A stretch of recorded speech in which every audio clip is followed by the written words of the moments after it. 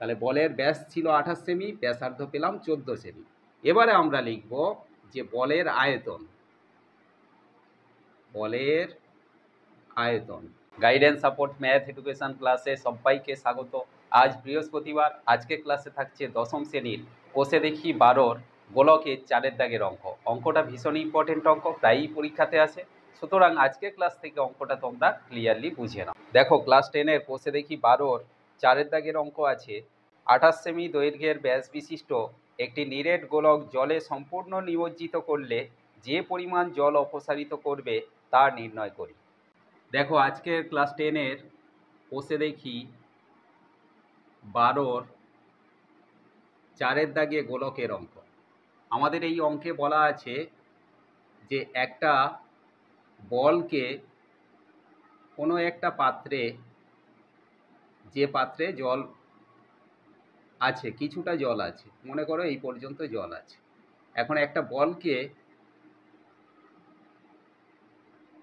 এই পাত্রের জলে যদি নিমজ্জিত করা যায়, মানে ডোবানো যায়, তাহলে কি হবে? এই যে জলের লেভেলটা আমাদের ছিল বলটা ডোবানোর আগে, সেই লেভেলটা আরও কিছুটা উপরে উঠে যাবে, অর্থাৎ এই পর্যন্ত তখন জল থাকবে। এখন প্রশ্ন হলো যে আমাদের প্রথমে বলটা ডোবানোর আগে এই পর্যন্ত জল ছিল পাত্রে, তারপরে ডোবানোর পরে দেখা গেল জলের লেভেলটা এইখানে উঠে গেছে। তাহলে আমরা দেখতে পেলাম যে বলটা ডোবানোর ফলে জলের লেভেলটা এখান থেকে এখানে উঠে গেল। এখন প্রশ্ন হচ্ছে যে এই যে নিরেট বলটা এই জলে ডোবানো হলো, এই বলের আয়তন কত, এটা আমাদের বের করতে হবে। এর জন্য আমরা প্রথমেই লিখব যে অপসারিত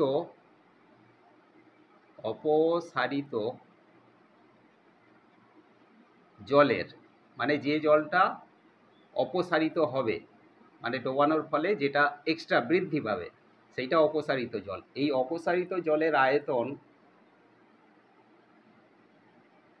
সমান কি না বলের আয়তন। বলের আয়তন বলতে এই বলটার যে আয়তন হবে সেই পরিমাণ জলটাই কিন্তু অপসারিত হবে, অর্থাৎ লেভেলটা ওপরে উঠবে। তাহলে এই অপসারিত জলের আয়তন বের করার জন্য আমরা প্রথমে কি করব, আমাদের যে বলের ব্যাস দেওয়া আছে সেই বলের ব্যাসটা লিখব। তাহলে বলের ব্যাস অঙ্কে দেওয়া আছে কত না 28 সেমি।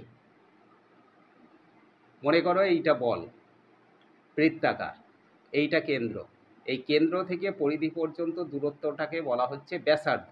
আর কেন্দ্রের ওপর দিয়ে পরিধির এক প্রান্ত থেকে অপর প্রান্তের দূরত্বকে বলা হচ্ছে ব্যাস। তাহলে এই পুরোটা হলো ব্যাস, আর এই কেন্দ্র থেকে পরিধি পর্যন্ত যে অর্ধেক অংশ সেটাকে বলা হচ্ছে ব্যাসার্ধ। তাহলে এই ব্যাসটা আমাদের দেওয়া আছে 28 সেমি, অর্থাৎ পুরোটা দেওয়া আছে।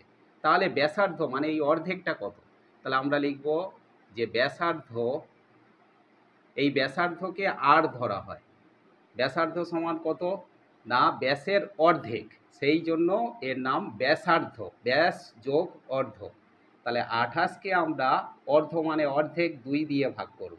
তাহলে 2 দিয়ে ভাগ করার জন্য এখানে ব্যাসার্ধ পাবো কত না 14 সেমি। তাহলে বলের ব্যাস ছিল 28 সেমি, ব্যাসার্ধ পেলাম 14 সেমি। এবারে আমরা লিখব যে বলের আয়তন। বলের আয়তন, তাহলে বলের আয়তন মানে বৃত্তের আয়তন, যেহেতু বলটা বৃত্তাকার, সেই বৃত্তের আয়তনের সূত্র কি না 4/3 পাই আর কিউ সমান, এবার মানগুলো আমরা বসাবো, 4/3 ইন্টু পাই, পাইয়ের মান কত না সবসময় 22/7 ইন্টু আর কিউ, আর এর মান কত আমরা পেয়েছি না 14 সেমি। তাহলে 14 এর হোল কিউ সমান 4/3 ইন্টু 22/7 ইন্টু 14 হোল কিউ মানে 14 তিনটে আমরা লিখব, 14 গুণ 14 গুণ 14। এবারে দেখো নিচে 7 আর ওপরে 14, 7 দুগুণে 14। তাহলে আমরা দেখতে পাচ্ছি আর এখানে কাটাকাটি হবে না, 4 গুণ 22 গুণ 14 গুণ 14 গুণ 2, এইটা গুণ করলে আমরা এখানে পাবো 34,496। আর নিচে আমাদের এই যে 3টা থেকে গেছে, 3টা থাকলো। তাহলে 34,496কে আমরা 3 দিয়ে ভাগ করব। 34496 একে ভাগ করব 3 দিয়ে। তাহলে 3 একে 3, বিয়োগ করলে এখানে 4 নামবে। 3 4-এর ভেতর আবার একবার যাবে, বিয়োগ করলে 1 থাকলো, আবার 4 নামলো, 14। 3 4-এ 12, আবার বিয়োগ করলে 2 থাকবে, 29।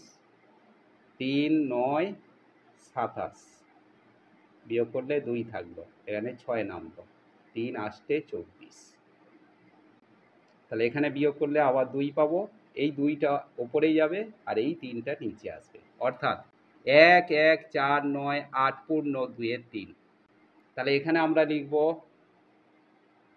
1 1 4 9 8 পূর্ণ 2-এর 3। আয়তন সবসময় ঘন এককে হয়, তাহলে ঘন একক হিসাবে ছিল সেমি। আশা করি আজকের ক্লাস থেকে গোলকের এই অঙ্কটা তোমরা ক্লিয়ারলি বুঝতে পেরেছো। অঙ্কটাকে ভালো করে প্র্যাকটিস করতে থাকো। দেখা হচ্ছে পরবর্তী ক্লাসে।